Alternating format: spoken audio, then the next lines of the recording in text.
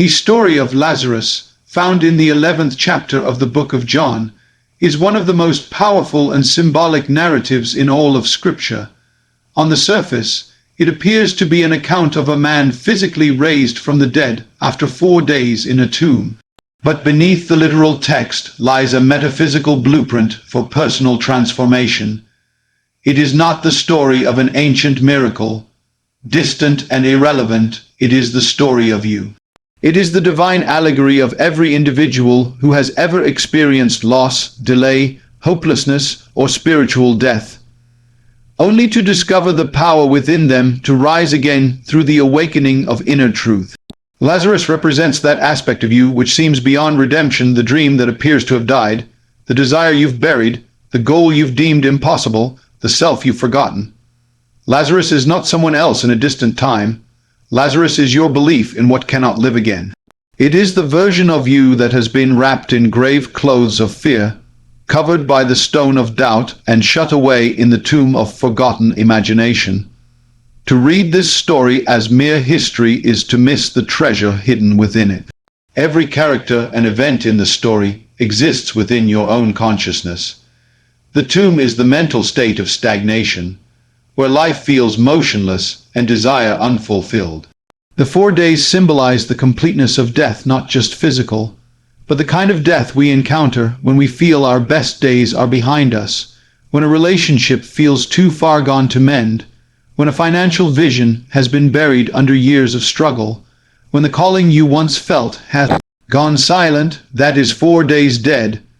It is the point at which even the most faithful voices whisper, "By now he stinketh." But what awakens Lazarus? Not external effort, not physical struggle. It is the call, the voice of Christ. Consciousness declaring with unshakable authority, "Lazarus, come forth." This voice is not some supernatural figure hovering above you. It is your own inner realization of I am. When you know that your awareness of being is God, and that you can assume any state, any identity, and give it life through imagination, then the miracle of resurrection becomes not only possible, but inevitable. The power to raise Lazarus lies in your ability to shift states of consciousness. All things exist in states. Poverty is a state. Fulfillment is a state. Sickness, wholeness, loneliness, purpose, all are states that you can occupy or leave behind. The state of Lazarus is the state of being forgotten, neglected, lifeless. And yet within you is the capacity to imagine boldly, to feel intensely, and to speak with inner certainty. Come forth. When you turn within and assume that which you long to experience, when you feel the joy, the success, the love, the healing, even before it appears, you are rolling away the stone. You are calling forth that which the world had given up on. You are demonstrating that imagination, when combined with faith, is the creative act of God. The story says that Jesus loved Lazarus, and yet he delayed his arrival. This delay was not neglect, but divine timing. It is the reminder that things do not unfold by the schedule of the world, but by the rhythm of spiritual consciousness. Often what appears as a delay is the perfect preparation for a deeper realization. You are not being denied. You are being called to rise through a greater understanding of your true nature. The miracle occurs not by pleading, but by standing in the awareness of divine authority. I am the resurrection and the life. These are not mere words, they are the very identity of your true self. When you declare, I am, followed by the condition you desire to experience, you are not merely affirming, you are creating. Your imagination, clothed in belief, becomes the command to life itself. So Lazarus walks again, still bound in grave clothes, until the final instruction is given. Loose him and let him go. This too is symbolic. The grave clothes are the old assumptions, the memories of failure, the habits of limitation. Even when you rise into a new state, the remnants of the past may still cling to you. But with awareness, those bindings can be removed. You are not only called forth, you are set free. Your mind, having once accepted death as final, now recognizes life as eternal and unbroken. And in this recognition, all things become possible. You do not need external proof before you believe. Belief is the cause, not the result. Resurrection does not begin with signs, it begins with inner knowing. That is why the story of Lazarus is your story. It is the invitation to remember who you are. You are not the dead man. You are not the crowd. You are the one who speaks. You are the one who calls forth. You are the one who chooses to believe in life where others see decay. You are the one who dares to imagine again, to feel again, to declare again, even after 4 days, even when all appears lost, even when the world says it's over. You are the living power of God in expression. You are the one who calls your Lazarus back to life. The tomb of Lazarus is not a distant burial site in ancient Bethany. It is not made of stone and mortar, nor is it sealed by time. The tomb exists within. It is the state of consciousness where hope has been surrendered, where dreams lie dormant, where belief in renewal has ceased to breathe. It is the inner chamber where men and women bury their aspirations, their visions, and their sense of divine identity because they believe their situation is too far gone.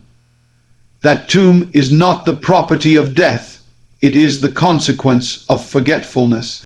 Every human being has, at some point, entered this tomb. It is entered not by walking into a graveyard, but by descending into a mindset of limitation. When you begin to believe that your circumstances define you, that your past failures are final, that the things you deeply desired will never come to pass, you have rolled the stone across your imagination. You have entombed the living power of possibility and placed it in the darkness of resignation, and yet, what is dead in the tomb was once alive. It lived in your heart as a passion, a calling, a relationship, a purpose, a version of yourself that felt connected to something greater. But because of fear, rejection, criticism, or repeated disappointment, it was left behind. The tomb then becomes not a place of death, but a state of denial. You deny that the dream could still be real. You deny that you still have power. You deny that your imagination, when directed with faith, can still reshape your reality. The tomb is silent not because life has ceased, but because belief has ceased. The moment you stop believing in the unseen power of your own consciousness, the power to assume, to imagine, to revise, you lock the door from the inside. And yet, even in that silence, something stirs. A voice begins to rise. Not an outer voice, but an inner awareness, soft, persistent, eternal. It speaks not in desperation, but in authority. Roll away the stone. What is the stone? It is the hardened belief that nothing can change. It is the intellectual reasoning that says you must accept the facts of life as final. It is the emotional weight of disappointment turned into cynicism. You rolled that stone into place the moment you said, "There's no use trying anymore," or "It's too late," or "That part of my life is over." The stone is made of doubt, shaped by fear and sealed by resignation. But no stone, no matter how massive, can resist the voice of awakened imagination. To roll away the stone is to challenge the validity of what appears. It is to question the authority of the facts, and to claim something greater, the truth of consciousness itself. It is to dare to assume a new state, even while standing in the shadow of the old. The world may say, "He is dead." The world may say, "She will never change." The world may say, "This cannot be reversed." But the voice of I am within you says, "Come forth." You do not change your life by reacting to the tomb. You change it by rising above it. Every outer condition you face, whether lack, illness, rejection, or stagnation, is nothing but a reflection of a state of consciousness. And states are not permanent. They can be left behind the way a traveler departs a city. You are not the state, you are the chooser of states. The tomb is not your home unless you decide to live in it. When you become aware that all states are within you, and that you can move from one to another through feeling and imagination, the tomb loses its grip. You do not need to beg or plead. You do not need external proof. You simply need to accept that the new state, the desired condition, is already real within consciousness. This act of inner acceptance is the spiritual resurrection. It is the unsealing of potential. It is the act of moving from being bound in grave clothes to walking in freedom and fulfillment. Some will say, "But I have been in this state for years. My tomb has grown cold." Yet in the realm of consciousness, time is irrelevant. 4 days, 4 years, or 4 decades mean nothing to the eternal now. The moment you awaken and claim your new state, the old begins to dissolve, the stone begins to shift, the darkness begins to break. The life once considered gone begins to stir. There is no condition too fixed that it cannot be changed, no identity too rooted in past experience that it cannot be reimagined. The tomb becomes powerless the moment you stop identifying with it. You are not the limitation. You are the power that assumed it, and therefore you are also the power that can release it. Your senses may scream that nothing has changed. But the spiritual act of assuming your new identity, of imagining from the desired end, is more real than what the senses can grasp. Physical change follows spiritual conviction. The world will always reflect the state you truly believe yourself to be in. You can speak of success, but if you feel buried in defeat, that is what you will manifest. But speak from success, feel from that new state, and the tomb will open, not because it was broken into, but because you rose out of it through the power of consciousness. The state of the tomb is not overcome by external force. It is transcended by inner awareness. You cannot argue with appearances into submission, but you can withdraw your belief from them. You can quietly enter the inner chamber of imagination, see yourself as you long to be, feel it real, and rest in that knowing. This is the act of resurrection. This is the rolling away of the stone. This is the emergence from the tomb, not as a changed circumstance first, but as a changed state of being. There is a voice within you, more powerful than any sound ever uttered in the world of men. It is not heard with the ears, but it echoes through the chambers of your being. It does not speak in noise, but in knowing. It is the voice that called Lazarus from the grave, and it did not come from outside him, but from the eternal presence within. That voice is not reserved for prophets or saints. It is the divine spark that lives in every man, woman, and child. It is the I Am, the living word of God expressing itself as your own awareness. When Jesus stood before the tomb and said, "Lazarus, come forth," he did not beg, plead, or hope. He declared. The words carried authority because they were spoken from the place of identity with Source, a consciousness that knew itself as life, not death. That same voice belongs to you, not metaphorically, not poetically, literally. The voice that resurrects is your inner assumption, your silent conviction, your ability to imagine and feel a thing as real, even when the world shows you the opposite. You were not created to be a passive observer of life's events. You are the speaker of life's script. Every word you speak to yourself in silence, every image you hold in imagination, every feeling you accept as truth, these are the commands that shape your world. The voice of resurrection is not an event that occurs once in a dusty graveyard. It is the eternal vibration of consciousness awakening to itself. Most people go through life identifying with the world around them, reacting to conditions, waiting for change to come from the outside. But the one who understands the creative principle of life knows the outside is only a mirror, and the true source of change is always within. The voice that says, "Come forth," is not speaking to others.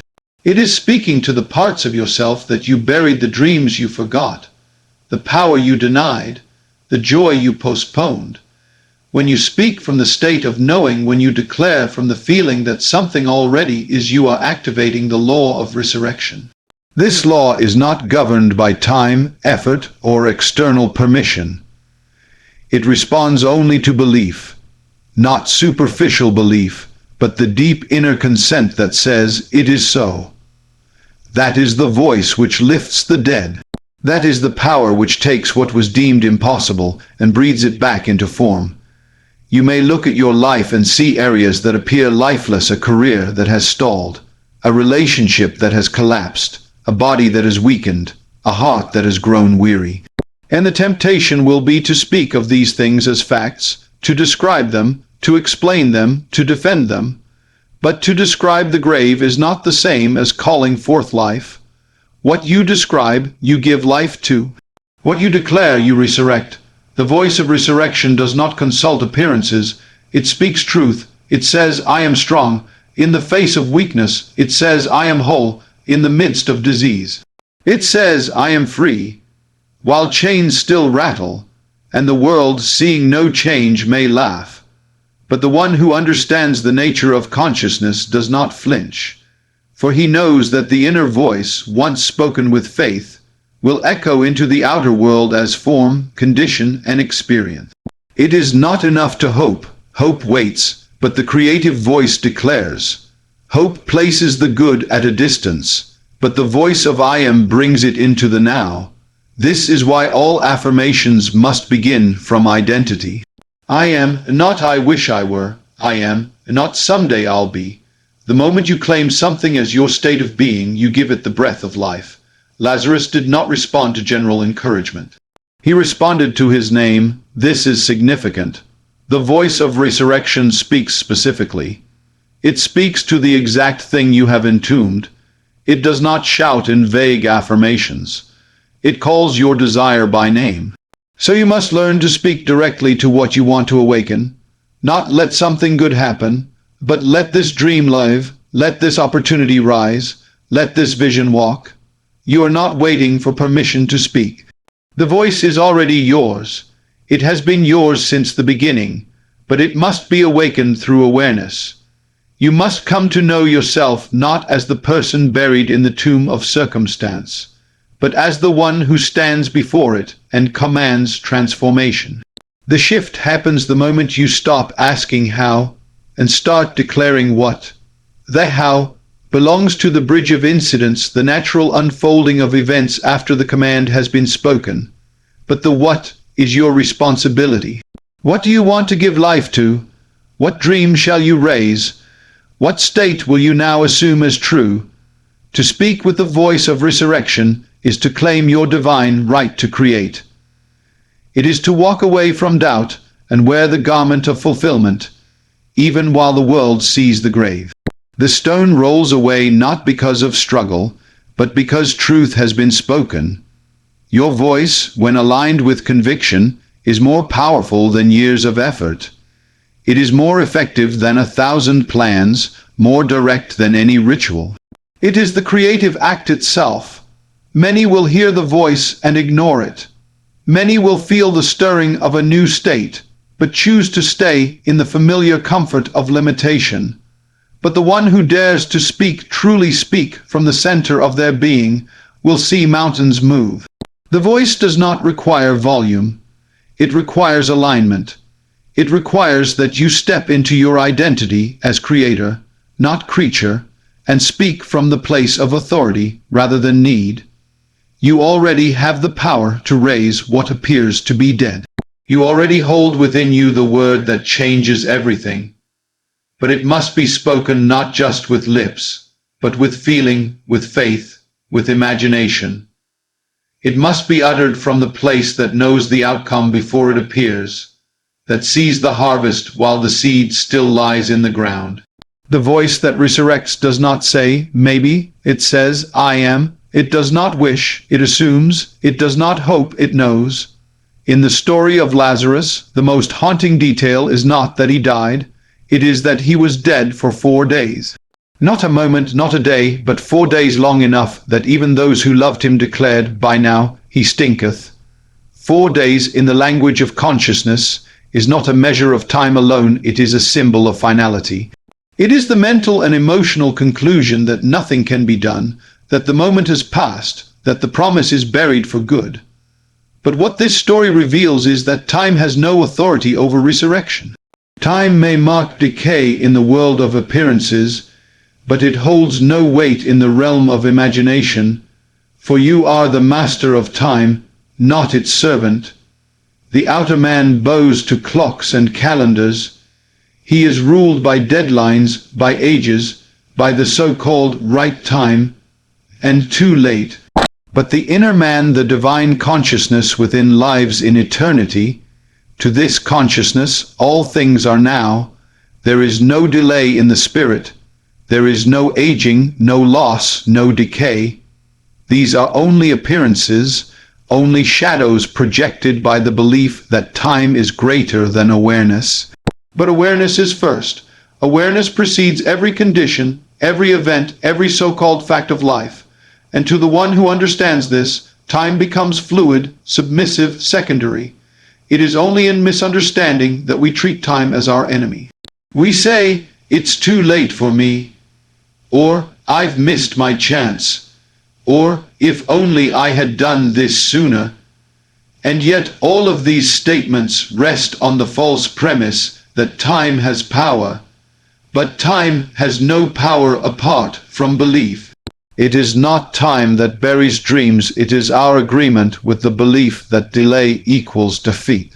When you remove that agreement, when you disidentify from the bondage of linear expectation, you discover that what you assumed was lost is still alive, not behind you, but within you, waiting to be called forth.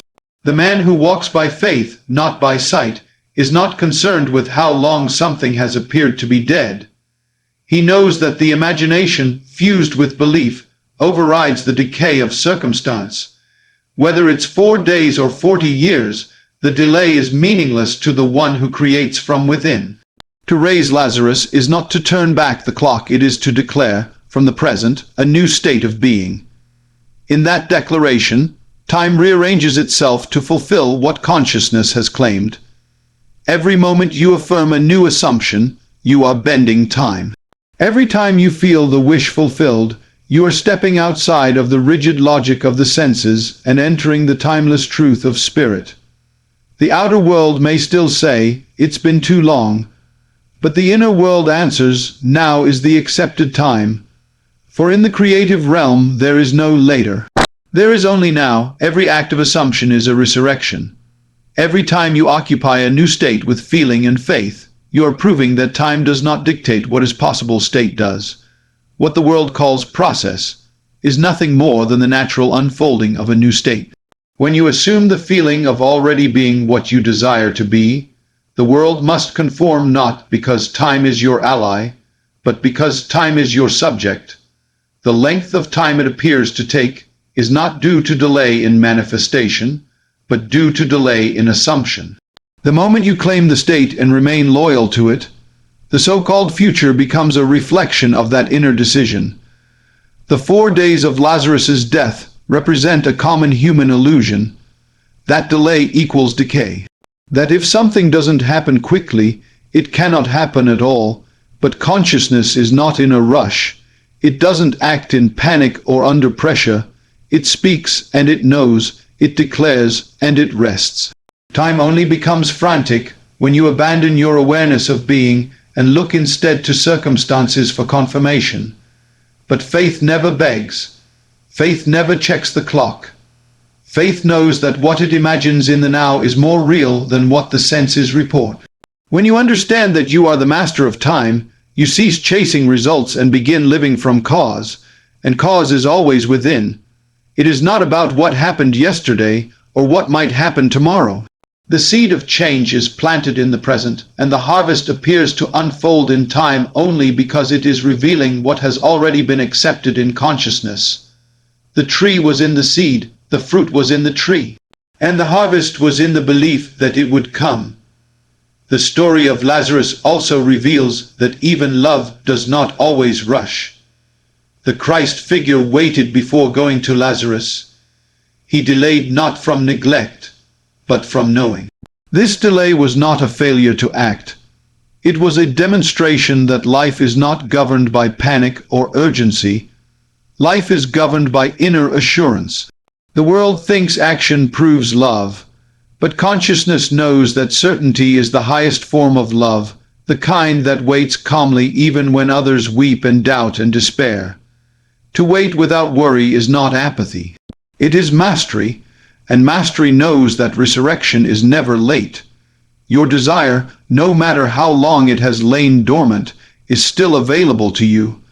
The time that has passed is only a story told by the senses. But in the unseen realm, where imagination rules and states create, time bends and bows to the one who assumes boldly.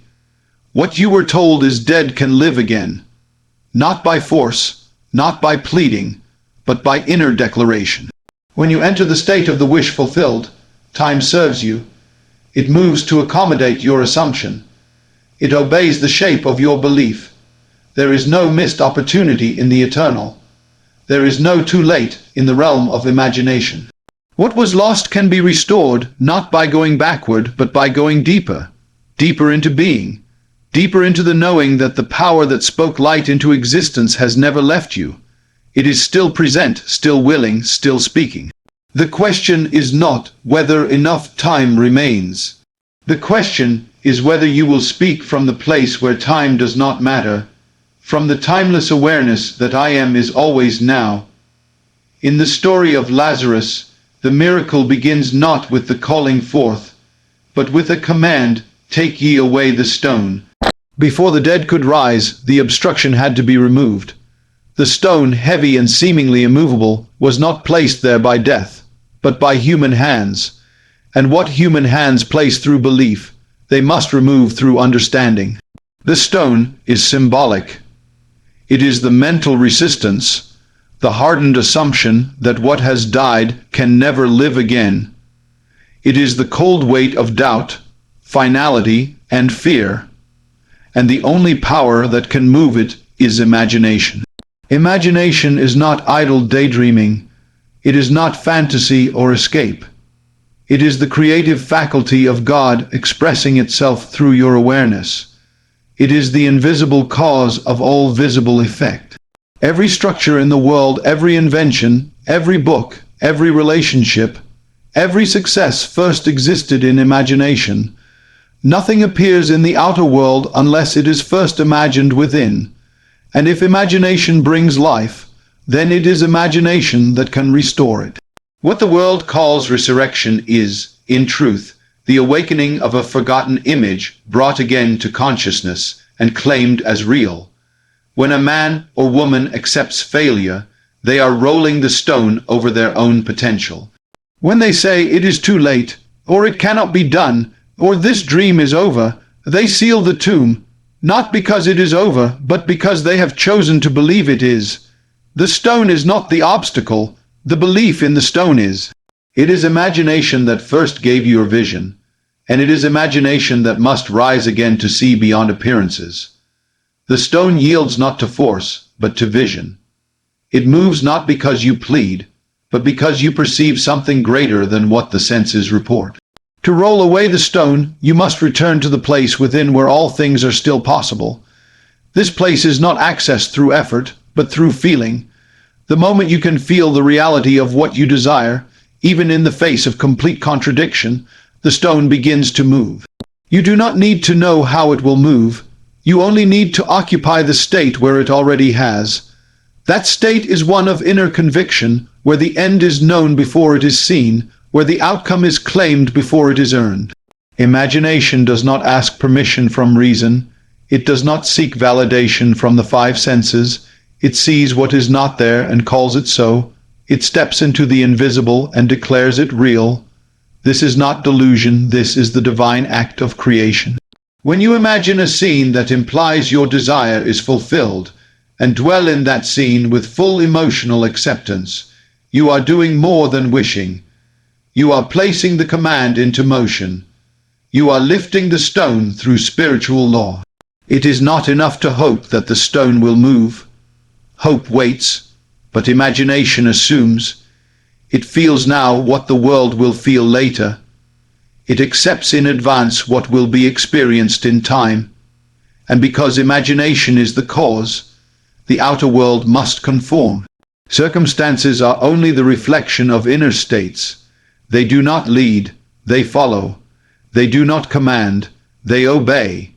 When you shift your inner state, when you see yourself as already being what you desire to be, the external must respond, not by chance, but by law.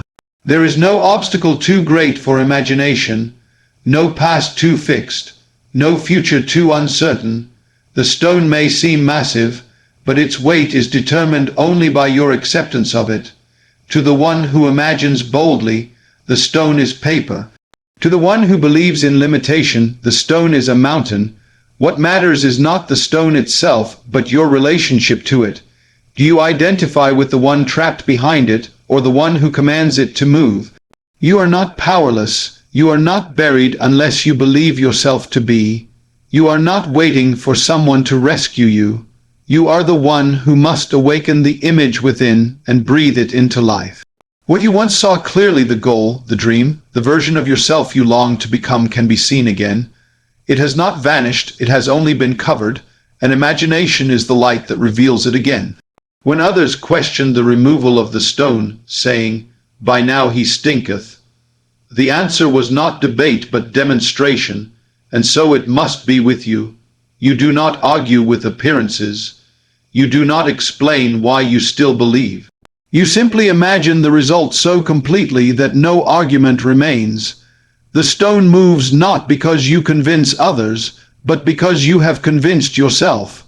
This is why the creative act must begin in stillness. In silence, away from the noise of opinions, the inner eye opens, and in that vision you see not as things are, but as they shall be. You feel not what the world says, but what the soul knows, and in that feeling the tomb loses its power. The stone becomes irrelevant. What was sealed is now open. What was silent is now called forth. Do not wait for the outer world to give you permission. It never will. Do not wait for evidence. Evidence follows. Do not look to others to roll the stone away. They cannot. You must see for yourself, feel for yourself, believe for yourself. You must dare to imagine again, to dwell again in the unseen, to walk again in the feeling of fulfillment. For it is from that inner movement that the outer stone gives way, and as it does, the dead within you begins to stir.